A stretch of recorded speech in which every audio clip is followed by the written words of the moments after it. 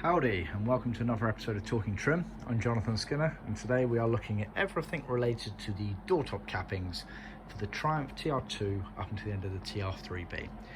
What we've got here is an assortment of material pieces, original pieces and hardware pieces, and I want to give you a nice overview. They did vary between the TR2, 3 and then the 3A models, and they also vary between Originality and what can be now supplied in the aftermarket. So I want to cover all of these things, do bear with.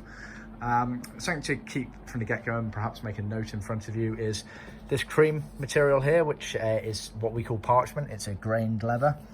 Anything in cream we are applicable for the original TR2 and TR3, whereas the cherry red grained leather pieces here and here, this is applicable to the TR3A and TR3B in terms of originality, and also in terms of kind of the aftermarket elements that can now be supplied. But I'll go over all of this in a bit more detail. Now, just to clarify the exact parts we're looking at the door top cappings, which are here and here. Originally, the majority of them left the factory in leather. Some would have left in vinyl or vinide, but the majority in leather. They would have been part of what we refer to as the 7-piece leather kit, but for the sake of confusion, it's probably easier to refer to as the 5-piece capping kit, which included the dash top scuttle capping, the 2 door tops, and the 2 quarter elbow cappings. Quarter elbow cappings being these ones here just behind the door. The tonneau cappings behind the 3-piece ones were always in vinyl or leathercloth originally. So what we got here. This parchment one is an original TR2 and TR3 capping that the customer sent us in. The original cappings, as per this one here, were aluminium and they did not have a bottle top end to them. The TR3As were in steel and they did feature a bottle top end to them on both ends, as you can see here. Now, it's worth noting that the aftermarket only supply these versions here, so strictly speaking they're not exactly correct for the TR2s and TR3s. But they work, and the only major overriding difference, apart from obviously the material themselves, is these bottle top ends, but they can be surpassed in the trimming process to make it still look like a TR2 and TR3 spec in terms of the trim. So I'll just go over that as well shortly. So everything's set out orientation in the car. So these are the left-hand cappings, front of the car, the sky, right-hand cappings, front of the car, the sky, like so. So the material in the middle, you get 2 of these pieces, either in vinyl, leathercloth or leather. In leather, we do skive them, thin them down on our in-house skiving machine. We're one of the only companies in the world that has one of those in-house that offer Triumph parts. It's one of the very many reasons that we supply the most comprehensive kits. We do that as standard. Now, skiving down leather makes it thinner, makes it a lot more pliable and a lot easier to attain a good, neat finish on them. In terms of the trimming of these parts, they are quite tricky. They're not as tricky as the quarter elbow cappings, but they're not easy by any means. And again, you know, you should be benchmarking it against what we've done here.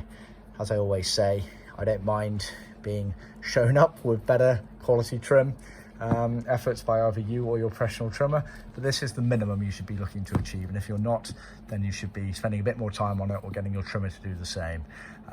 We supply a lot of these kits and we see a lot of varying results, but this is what you should be looking to achieve. They're trimmed all the way around. The TR2s and TR3s, obviously this is the original one that doesn't have the bottle top end, so the end of it here, you actually end up trimming the inner rubber on the end there, and you want a flap coming around on the bottom there. Whereas the TR3 and 3A and 3B rather is we've got the bottle top end, and you had these chrome buttons that went in the end of it there.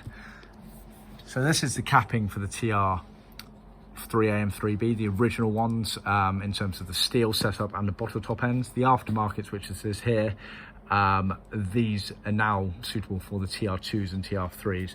The major difference obviously being, if you put them next to each other, one doesn't have the bottle top end on it. They are different in shape as well, but the overall finish still works.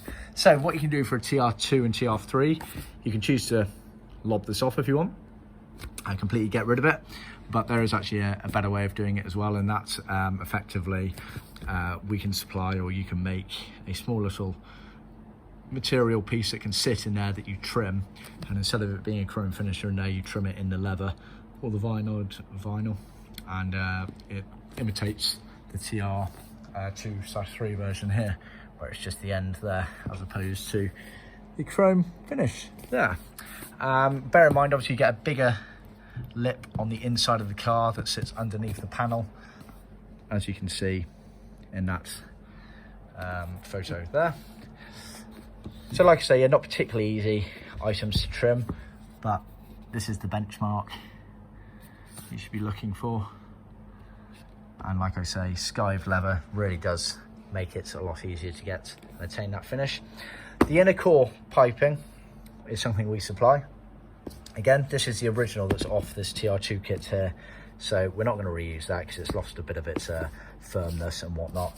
This is the one that we supply, and as you can see, apart from the state and condition of the one that's 50+ years old, almost identical and lovely and firm that.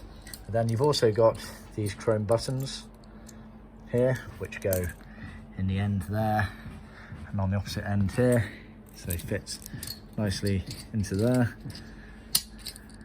You click in, effectively you're going to have to drill a hole in the ends of the rubber there to get it in. We have done a blog handbook post on this, on the best ways of doing those things.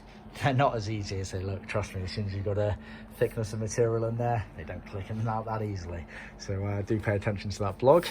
Yeah, that's your lot. So effectively the materials are sold as one kit, either as a 5-piece kit or as part of our trim panel kit. We sell the steel aftermarket versions, which are now applicable to all of those TR2s up until the TR3Bs.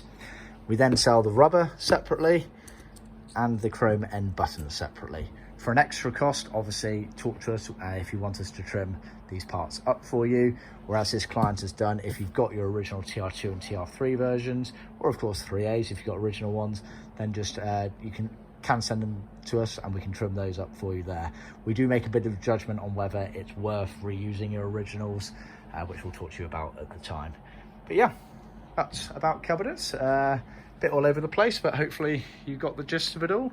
Of course, click and subscribe for future videos, and do pay attention to our blog and handbook area of our website for more and more information. We try and update that every few weeks, and please do send us around for other classic car enthusiasts out there. Thank you.